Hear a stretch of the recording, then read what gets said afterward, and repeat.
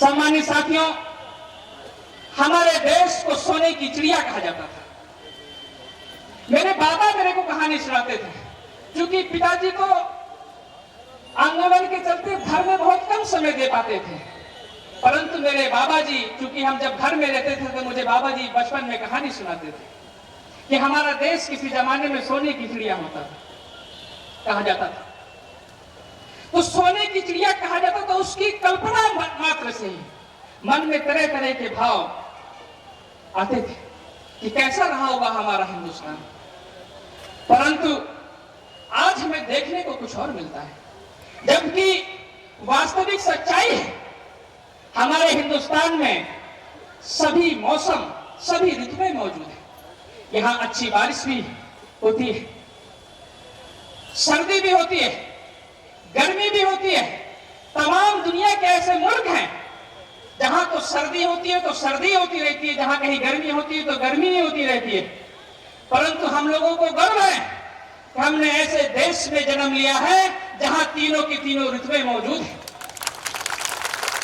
सारा कुछ हमारे हिंदुस्तान की इस धरती पर उपजाऊ जमीन पर पैदा होता है।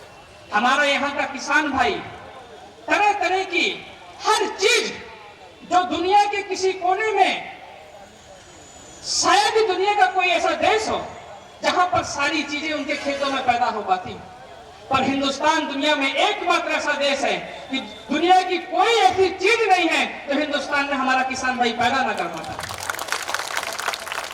हमारे हिंदुस्तान में खनिज संपदा का भंडार है। हमारे देश के अंदर सबसे कीमती बालू और मोरम मौजूद है। हमारे देश के अंदर सबसे कीमती कोयला मौजूद है। हमारे देश के अंदर बहुत सारी कीमती प्राकृतिक गैसें मौजूद है। हमारे देश के अंदर भारी मात्रा में लोहा मौजूद है। हमारे देश के अंदर दुनिया का सबसे कीमती हीरा कोहिनूर हीरा भी मौजूद है। हमारे देश में महंगी से महंगी कीमती धातुएं, सोना, चांदी, हीरे, जवाहरात सारा मौजूद है। पर दुखद है, इसके बावजूद दुखद बात है कि आज भी हमारा हिंदुस्तान गरीब देशों में गिना जाता है।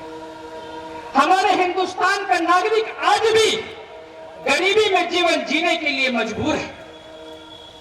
मेरा अपना खुद का व्यक्तिगत, मैं खुद गांवों में, क्योंकि मैं गरीब परिवार में पला बड़ा, शायद यहाँ पर बहुत सारे मेरे साथी जो मेरे गांव से आए होंगे उनको बहुत अच्छे से मालूम है।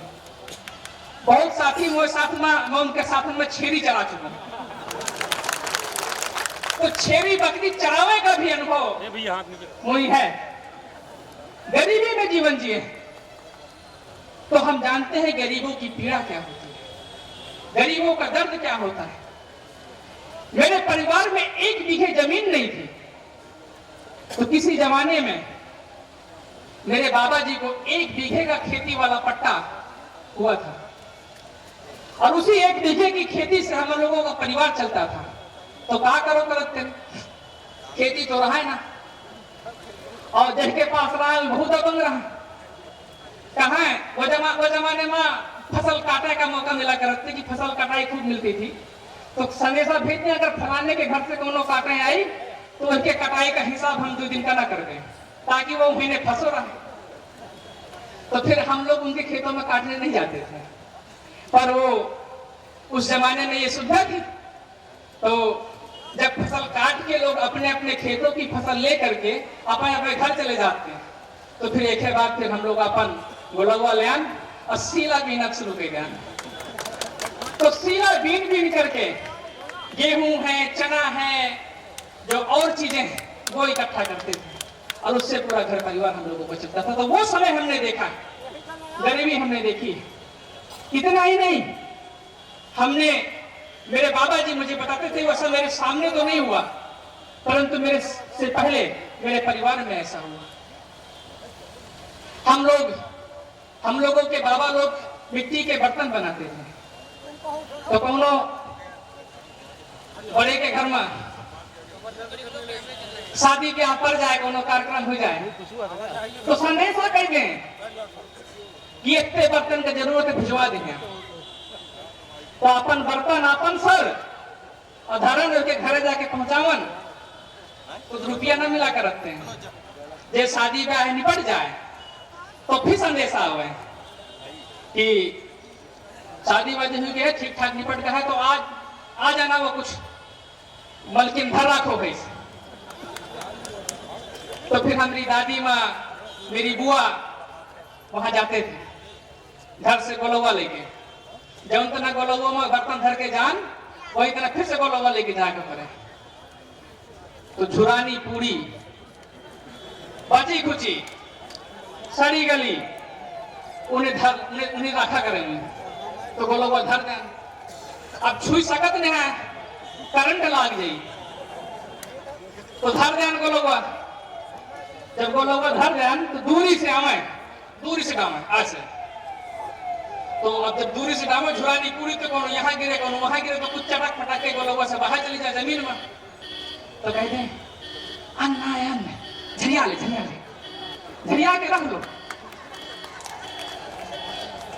गरीबी में हमारे परिवार ने वो सूखी पूरी झूरी पूरी उनको बाद में पानी में डाल करके चूल्हे में गर्म करके वो खाई जाती थी। ये भी गरीबी हम लोगों ने देखी है। और देश के राजनीतिक दलों ने वर्षों से सुनते चले आए। जब अभी छोट रहा तो तमाम राजनीतिक दल आते थे और तमाम बातें करते थे कि इधर की हमें साथ दिया, हमें वोट दिया, सपोर्ट दिया, तुम हमें विधायक और सांसद बनावा, हमारा सरकार बनावा, हम तुम्हारे रोटी कपड़ा मकान की व्यवस्था करवे, बिजली सड़क पानी की व्यवस्था करवे। और यह सुनत में छोटे से बड़ा हो गए और अब खुद विधायक आप सबके सहयोग आशीर्वाद से बन गया। पर अभी ये समस्या खत्म नहीं हुई। देश को बर्बाद करने के लिए, देश को तहस नहस करने के लिए, देश के गरीबों को गुलाम बनाए रखने के लिए जानबूझ करके षड्यंत्र के तहत देश में गरीबी हटाओ अभियान चलाया। अब मैं षड्यंत्र क्यों बोल रहा हूं इसको? गरीबी हटाओ अभियान तो बोले गरीब अमीर कैसे होगा? तो बड़े बड़े उद्योगपतियों की राजघरानों की मीटिंग हुई और बोले कि गरीबी हट जाएगी अगर हम किसी को आवास दे देंगे, गरीबी हट जाएगी अगर हम किसी का शौचालय बना देंगे। इस तरीके से बोले आप गरीब तो आवास ले जाओ, आपके पास शौचालय नहीं है शौचालय ले जाओ, आपके पास में घर में खाने के लिए जाना नहीं है तो राशन ले जाओ, आपके पास में गैस सिलेंडर चूल्हा नहीं है वो भी ले जाओ। गरीबी हटाओ अभियान चलाया। मैं आप सभी के माध्यम से, इस मंच के माध्यम से उन सरकारों से भी पूछना चाहता हूं और आप सभी से भी पूछना चाहता हूं जिनका 20 साल पहले वह पक्का आवास मिल गया रहा है तो क्या वह अमीर हो गए? जिसको ये सारी चीजें मिल गई हैं तो क्या वो अमीर हो गया? क्योंकि देश की असली समस्या गरीबी नहीं है, देश की असली समस्या बेरोजगारी है। अगर आप बेरोजगारी दूर करेंगे तो गरीबी खुद ब खुद दूर हो जाएगी। तो देश में माहौल बनाया गया और दुखद है ये बात, पूरे देश के गरीब लोगों का ध्यान ही डाइवर्ट कर दिया। अब हम गांव में जाते हैं तो जब हम गांव पहुंचे तो कौन ने हमसे कहा था कोई और मांग नहीं करता है, सिर्फ एक ही मांग, विधायक जी हमें आवास देवा दिया, हमें शौचालय देवा दिया, हमें पेंशन देवा दिया, हमें राशन देवा दिया। एक सिंगल आदमी आकर के ये नहीं कहता है कि विधायक जी मेरे बच्चे पढ़ लिख गए हैं, उनको नौकरी में कहीं मदद करा दीजिए, उनका कहीं कारोबार सेट हो जाए, सरकार से बात करिए कि वो रोजगार दे हम लोगों को।